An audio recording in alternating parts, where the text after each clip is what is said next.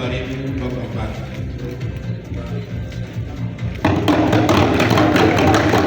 Laksanakan sebulan yang lalu. Pada kesempatan ini saya kira banyak juga yang hadir pada kesempatan ini. Kementerian Dalam Negeri melakukan rapat koordinasi di provinsi-provinsi, khusus yang di Papua ini. Kemarin juga sudah dilaksanakan rapat koordinasi di wilayah tengah, yaitu Kalimantan, Sulawesi, dan Maluku yang diselenggarakan di Makassar. Itu luar biasa pesertanya. Mungkin tempatnya barangkali ada 4 kali tempat ini, 2 saja juga menurut saya yang lebih banyak di 1 hari. Jadi kita harapkan pertemuan kita pada sore hari ini bisa bicara kita lebih detail. Nanti dari masing-masing katakanlah pada sampai besar kes Bangpol juga, politik dan pemerintahan umum lebih mengutamakan lanjut misalnya adalah terkait dengan stabilitas politik, hukum dan keamanan. Di atas segala-galanya kegiatan kita ini tentu inilah yang paling utama di atasnya.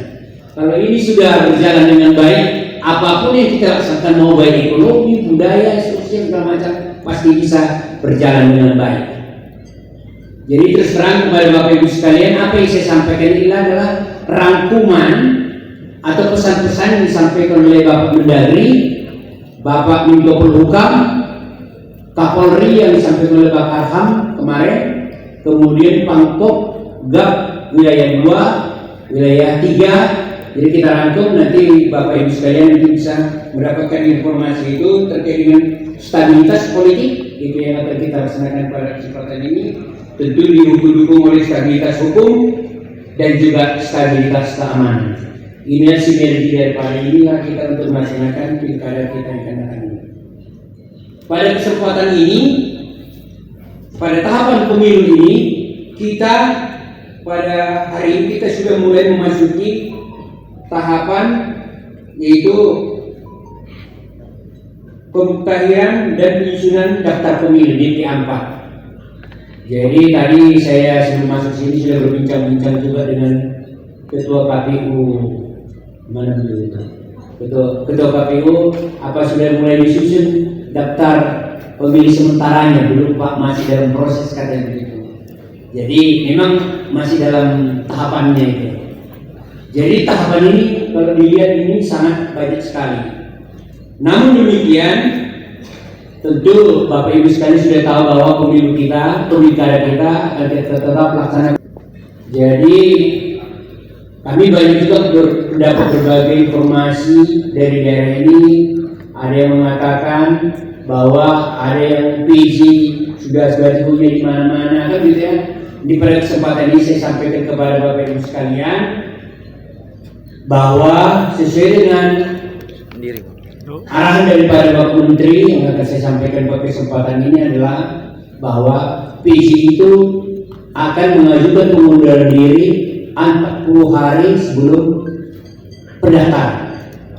Jadi kira-kira tanggal 15-17 Juli yang akan datang. Jadi di situ para PJ yang mau maju pilkada harus sudah menyatakan mundur. Dan pada saat itu proses. Jadi untuk itu supaya clear, kami dari Kominfo, dari Direktorat Jenderal Politik Pemerintah banyak mendapat laporan-laporan, pengaduan-pengaduan terkait hal ini. Ada yang mengatakan dia PJ tapi sudah dari di mana ini posisi sebagai penjabat dan memang sesuai dengan aturan 40 hari dia baru bisa harus mengundurkan diri. Namun demikian ada juga PJ, yaitu salah satu PJ di Nusa Tenggara Barat kemarin, beliau sudah minta mengundurkan diri terlebih dahulu. Jadi PJ Nusa Tenggara Barat gubernurnya sudah dilantik yang baru yaitu dari Sumatera Utara dipindahkan ke sana merotasi, yang dari Sumatera Selatan dipindahkan ke Sumatera Utara.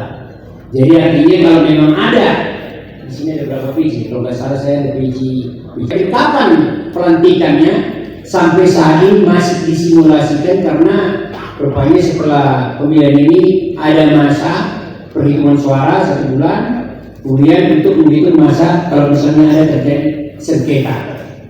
Jadi di situ nanti belum ada kepastian. Kami juga dari pemerintah pusat masih mengadakan simulasi-simulasi. Seandainya misalnya tidak ada sengketa dilakukan pada tanggal ini, kalau terjadi sengketa dilakukan karena intinya akan dilakukan pelantikan serentak. Kemudian dari stakeholders kita ini sudah beberapa kali sampai ketika diadakan juga di sini di Hotel Panorama pada saat pemilu kemarin dulu. Ini sudah kita sampaikan juga. Ini hanya mengingatkan itu sinergi dari penyelenggara kita ini, tentu KPU, Bawaslu, dan ada nanti KPP kita.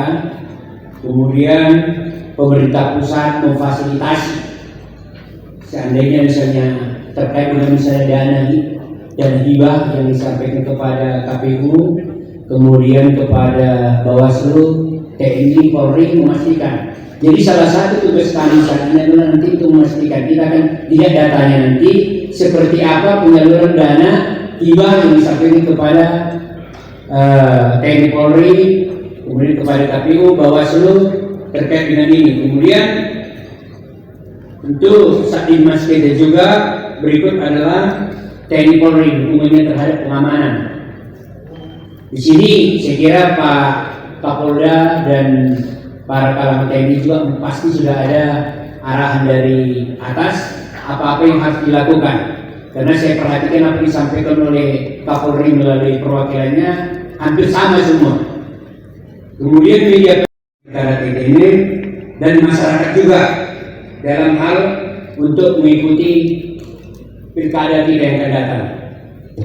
Berikutnya adalah yang pertama, tentu meskipun ada akan tetap berlangsung aman lancar sesuai aturan yang berlaku.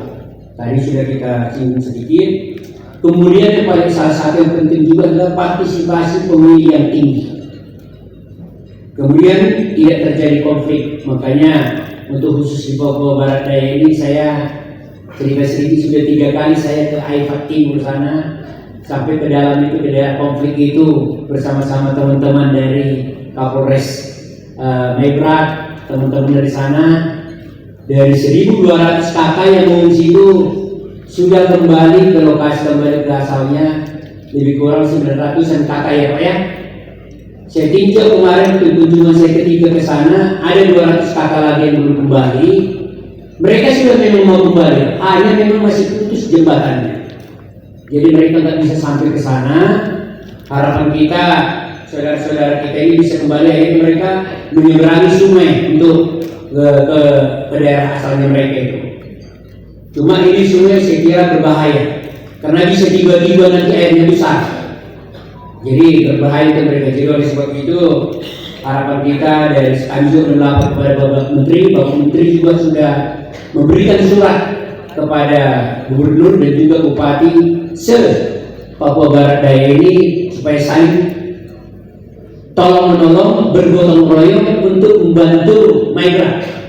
Karena bagaimanapun teman-teman kita atau saudara-saudara kita yang mengungsi ini berada di Kabupaten Sorong, berada di Kota Sorong, ada di berbagai tempat Sorong Selatan gitu.